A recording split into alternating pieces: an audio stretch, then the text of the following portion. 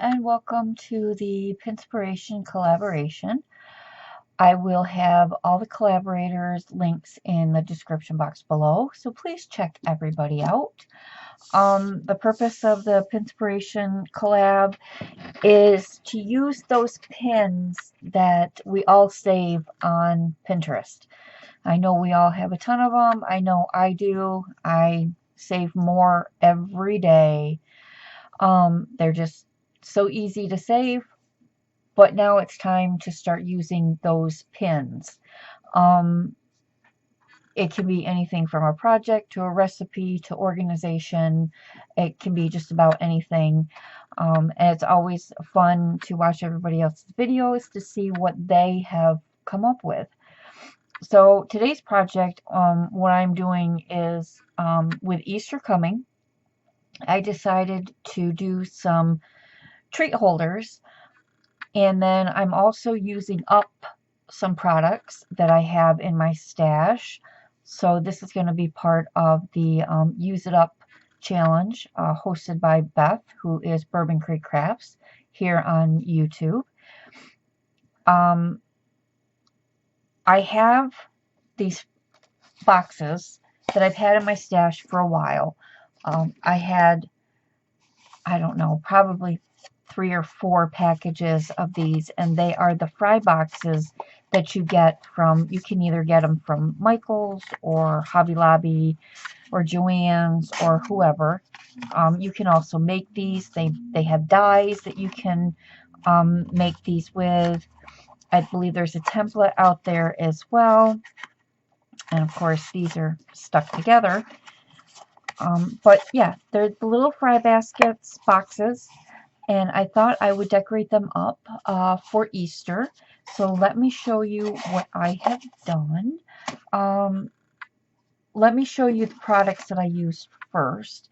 I used this embossing folder that I got from Joann's, and of course it's the wood grain. I also used one of the dies from this Spellbinders die. I'm not entirely sure what size it is. I think it's the 1 5/8 is the size that I used. And then I also used this die set. I used this size here, this little one here from this die set, and I got that from AliExpress. I also used an oval punch that is from EK Success.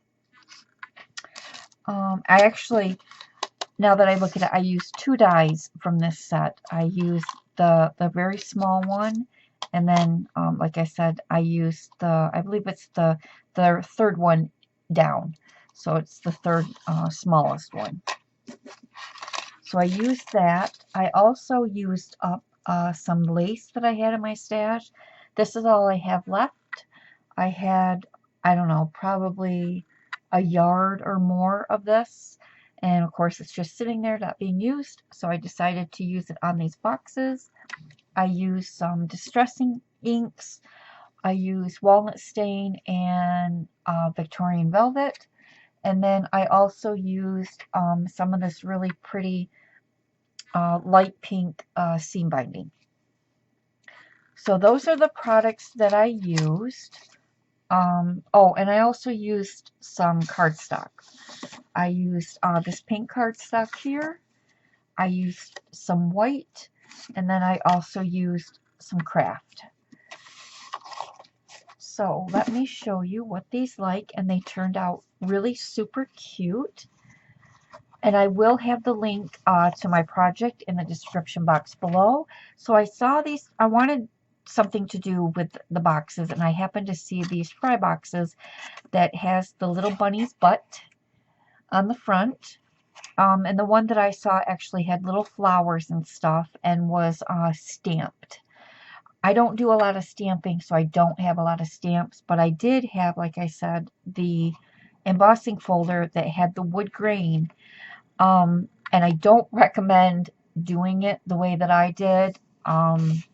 When I embossed it, I folded the fry box down, and I actually literally had to take the embossing folder, and if I can get these apart, I will show you. And of course, they're not going to come apart. They're stuck together. Why? Oh, there we go. So I opened the embossing folder, and I stuck it inside the fry box because I tried to emboss it with the whole fry box inside, and it actually made it really thick and really hard to get through my my Big Shot.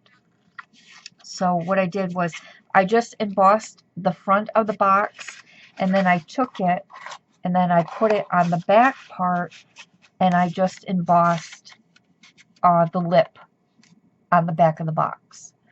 So instead of trying to emboss the whole thing, I just embossed the front, like I said, and then the back side.